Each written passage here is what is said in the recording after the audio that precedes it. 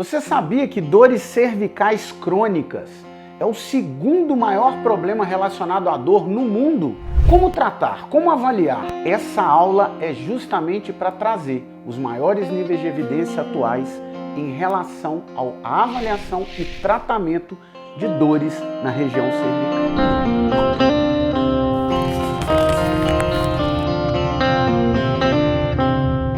Eu sou o Léo Sete, fisioterapeuta, osteopata, trabalho na clínica e na pesquisa e criei esse canal para você, profissional da área de saúde, com um objetivo: levar para você o mais alto nível de evidência e linkar isso com a clínica, para que você obtenha melhores resultados clínicos. Para você que é novo aqui no canal, não deixe de se inscrever abaixo no canal e ter acesso a informações de altíssima qualidade toda semana. Sem mais delongas, vamos falar então de dores cervicais. As dores cervicais, elas representam grande parte das queixas de indivíduos que procuram a gente na clínica. Para vocês terem uma ideia, gente, os números são assustadores. 70% das pessoas, pelo menos uma vez na vida, vão sentir dores na região cervical.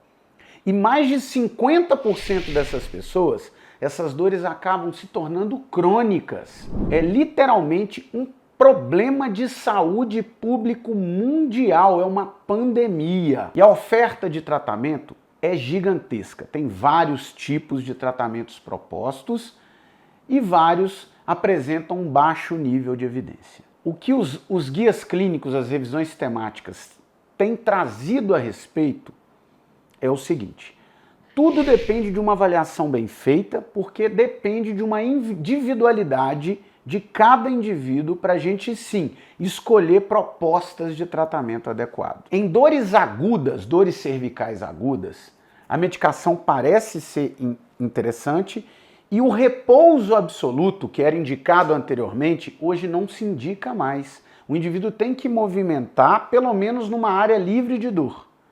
Evitar movimentos que piorem a dor, principalmente se a dor da cervical ela migra para o braço ou para a escápula.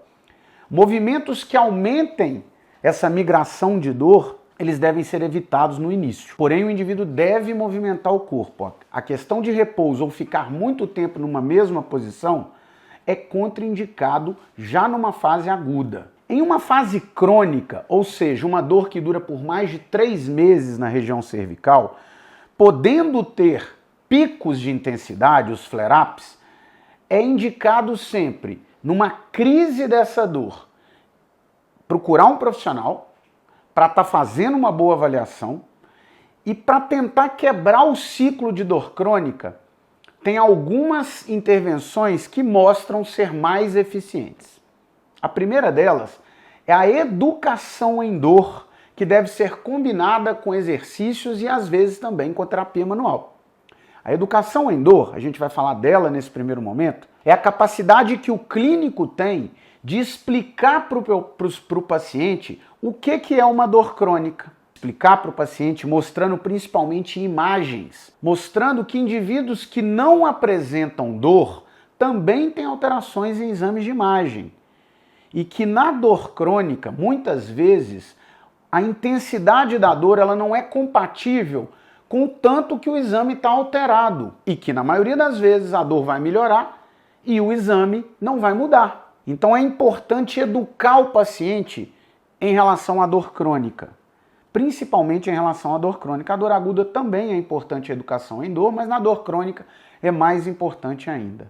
Falar com o paciente numa linguagem que ele entende. Mostrar para o paciente estudos e níveis de evidência relacionados ao problema dele, para que ele possa entender o problema dele. Mostrar para ele que a intensidade da dor crônica, que a dor tem um sentido de perigo, de alerta, mas na dor crônica, talvez a intensidade do alerta não seja compatível com a mesma quantidade de perigo. Por exemplo, um indivíduo com dor lombar crônica ou dor cervical crônica, que é o caso nosso aqui. O indivíduo às vezes sente dor para rodar o pescoço. Ele fala, aqui dói. E aí você mostra para ele, mas rodar o pescoço é perigoso? É algo que a gente tem que fazer no dia a dia. Então o alerta de dor, o indivíduo sente dor para rodar o pescoço há mais de 3 meses. Você fala com ele, mas rodar, por exemplo, às vezes há anos. Você fala, mas rodar o pescoço é perigoso? Não pode ser perigoso. e começa a explicar para ele, e no exame você vai tentar algo, e isso é fundamental, tentar algo que tire essa dor dele, que faça com que ele movimente, que ele ganhe amplitude de movimento, que ele movimente mais sem dor. Então a educação em dor é importante para trazer para o paciente os contextos relacionados à dor crônica. De preferência mostrar imagens e mostrar para eles, para os pacientes, o que tem de nível de evidência em relação ao movimento, ao exercício, e educar ele direito para que ele possa enfrentar esse medo do movimento, a cinesiofobia, que é muito comum em indivíduos com dores crônicas. O segundo passo é a avaliação clínica. Usar um cluster de testes, uma associação de vários testes para tentar determinar os fatores que mais influenciam essas dores crônicas do indivíduo. E pensando na cervical, a gente não pode esquecer do diafragma, que tem inervação cervical. Se o indivíduo tem alguma alteração visceral junto, por exemplo, uma gastrite, queimações, alterações às vezes intestinais, e aí eu vou testar aquela região do diafragma. Fora isso, a gente tem diversos músculos, né, o sistema miofacial do pescoço e dos membros superiores, que podem ter diretamente relação com alterações cervicais. Uma vez testando, a gente pode testar a influência dessas estruturas no ganho de amplitude de movimento e dor dos pacientes. Então o que a gente faz é, pede para o paciente um movimento que traz a dor dele à tona, se ele tiver, e mostra para ele, pode usar até documentação, fotometria, bater foto ou vídeo, eu faço muito vídeo no consultório, de mostrar para o paciente o tanto que dói, a quantidade que ele tem que ir para movimentar, que gera a dor dele, seja na rotação, na inclinação, enfim. Após isso, a gente vai pesquisar a influência das estruturas, se tem alguma estrutura que ajuda a melhorar essa amplitude de movimento do paciente. Então, por exemplo, se eu toco na região do diafragma dele e ele consegue uma maior amplitude de movimento e diminuição substancial da dor, eu já começo a mostrar para o paciente que ele pode fazer aquele movimento. Que a artrose, por exemplo, cervical dele, quando eu toco o diafragma, ela está a mesma coisa, só que ele vai mais. Ou seja, a dor dele não é justificada só pelo desgaste, pela protusão discal e etc. Quando eu tenho um componente mais neuropático, um problema discal cervical, eu posso realizar um teste de tração na região cervical e pedir para o paciente um movimento para ver se alivia para ele. Então o que eu vou fazer é um cluster, vários testes, e à medida que esses testes vão me levando para uma mesma região, eu vou mostrando para o paciente que aquele é o melhor caminho para tratar ele.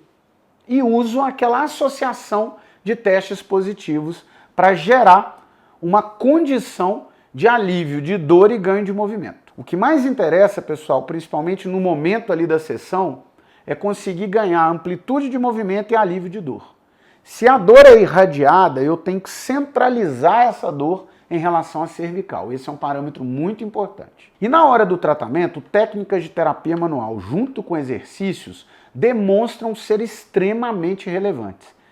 Tem revisões temáticas agora de 2022, de 2023, mostrando que quando foi-se usado terapia manual na região cervical e torácica, associado a exercícios que aliviem a dor do indivíduo, a gente conseguiu, foi conseguido uma melhora substancial do resultado de alívio de dor, a curto, médio e longo prazo, comparado aos pacientes que fizeram só exercício. Então a terapia manual ela pode ser usada e deve no início, tá? A escolha da técnica de terapia manual depende muito de história pregressa de sucesso. Então sempre perguntem para o paciente de vocês, teve alguma manobra, alguma técnica que já em algum momento passado conseguiu te aliviar essa dor na sua cervical? Pensando numa dor crônica.